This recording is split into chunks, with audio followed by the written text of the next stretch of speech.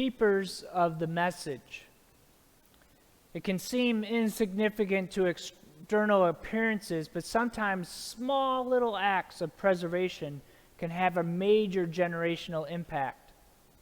Imagine yourself what your life would have been like if your ancestors had chosen another country to settle in rather than Canada. Think about it. There's a story of the man called the Keeper of the Well, who lived in a mountain village, and he kept the water clean for a valley village. The man would walk along the mountain streams and clean them out day by day, and nobody in the village ever noticed the work of the man in the mountains. But one day, some young upstart became the mayor of the village in the valley, and examining the town's budget, noticed a line item for the keeper of the well. He asked the village leaders if they knew who this man was and why they were paying him for being the keeper of the well.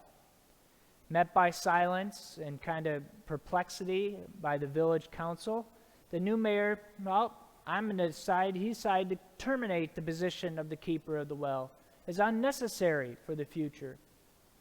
At first, of course, no one noticed any difference, not having the keeper of the well. Life seemed to go on as usual.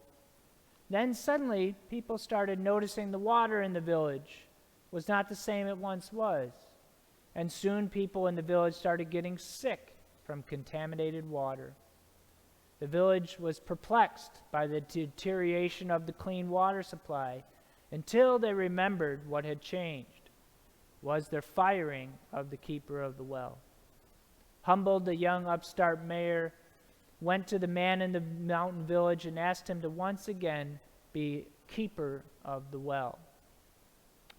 Like the keeper of the well, the Apostle Paul is a keeper of good news in Jesus, the gospel. Paul fought what seemed insignificant to many people in his day, the message that humanity, no matter what nationality you are, can receive the gift of God's grace through the work of Jesus Christ on the cross. For Paul, this gospel was a flame inside of his heart, and everything else in his life, from marriage, work, friendship, care for the earth, and citizenship, all came under the gospel of Jesus. Internally, inside his heart, Paul saw that he no longer lived for himself, but for Jesus, so associating with Jesus with himself that he states he no longer lives, but Christ lives in him. Paul was a keeper of this good news. He had a flame of Christ inside of him that burned brighter no matter what opposition Paul faced, even if the opposition was from his own countrymen, or in this case, in today's text, a fellow leader in the Christian church. For Paul, Christ was worth everything, because everything he received from Christ was totally undeserved. He saw Christ, living for Christ, as worth it, because Christ loved Paul when he didn't deserve it, and he gave himself to him for him to belong to God. Now, we can have a conflict at times inside of us where there's many competing voices fighting for our attention from keeping Jesus as being our sole Lord over us. Paul, right before our text, he had a confrontation with a fellow church leader named Peter. Now, Peter was a Jewish believer, was friendly with and was willing to get to know his non-Jewish Christians and brothers and sisters, until some of his old Jewish friends came along. Culture clashed back then as they do today. It was hard for Peter to change and understand new ways of living that would now include non-Jewish people as well, that he didn't naturally understand their culture much or relate to in life or want to relate to in life. The only bond that would bring these two different cultures together, for Paul especially, was the love and grace of Christ working in Peter's heart, to see Christ in his non-Jewish friends as well. I want to give you a modern illustration.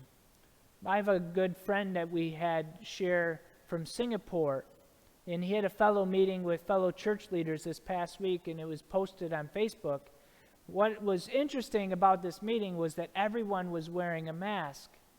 Asian cultures seem much more comfortable, don't they, than Western cultures at wearing masks during the COVID-19 pandemic.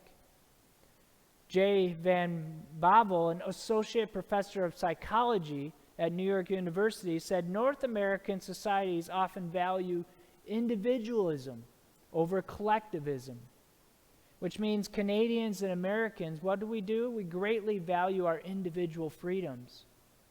When it comes to masks, he says, this means people may think of themselves and their own comfort over the collective good that comes from virus prevention measures.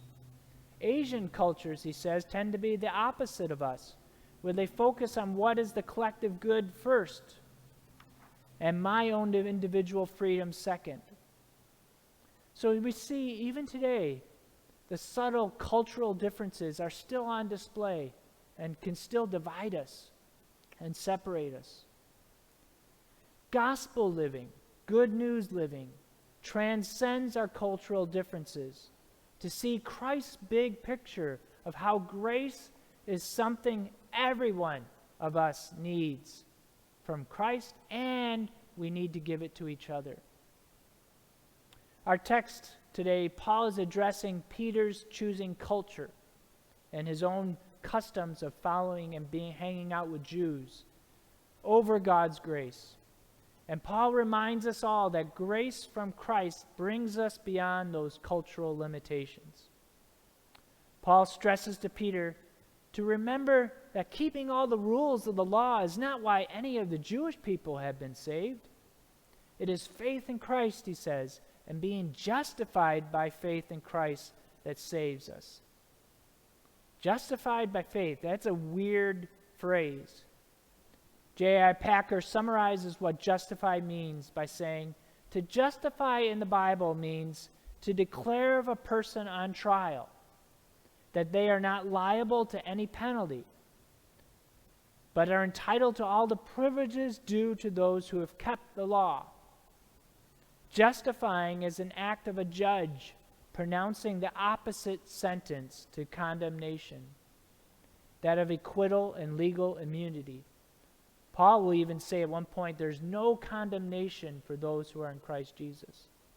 The judge declares, in fact, in Christ you are innocent. Paul wants Peter and us and these Galatian Christians to remember that God accepts us in spite of the fact that we are guilty of wrong, deserving of punishment. Gospel living is accepting others with the same grace we ourselves have received from Christ. Paul's speech, I guess, against racism or cultural superiority is focusing us all once again on the grace that we have received by belief and trust in Christ. If Peter, having learned from Jesus himself, he's a gifted leader of the Christian church, had struggles with gospel living, well, it gives me hope. And it calls me to continually realign how I live and act to make sure I'm living for Christ, as Paul said, who loved me and gave himself for me. Paul stresses that a Christian, I guess, what we think about freedom, isn't free to do whatever they want to do, thinking that Christ will just forgive me anyways. No, he says a Christian is free to live for God and to serve Christ's greater purposes of people having the grace and love of Christ shown to them from another Christ follower. In kind of summary, Timothy Keller teaches us that Paul is teaching us a key question to ask ourselves as we go through life. Remember the grace God has showered on you. What does living out and enjoying that grace look like in every situation you face?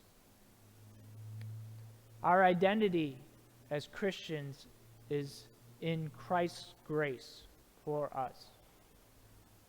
And we need to seek to realign all parts of our lives with grace as we relate to each other, as we kind of serve Christ in this world.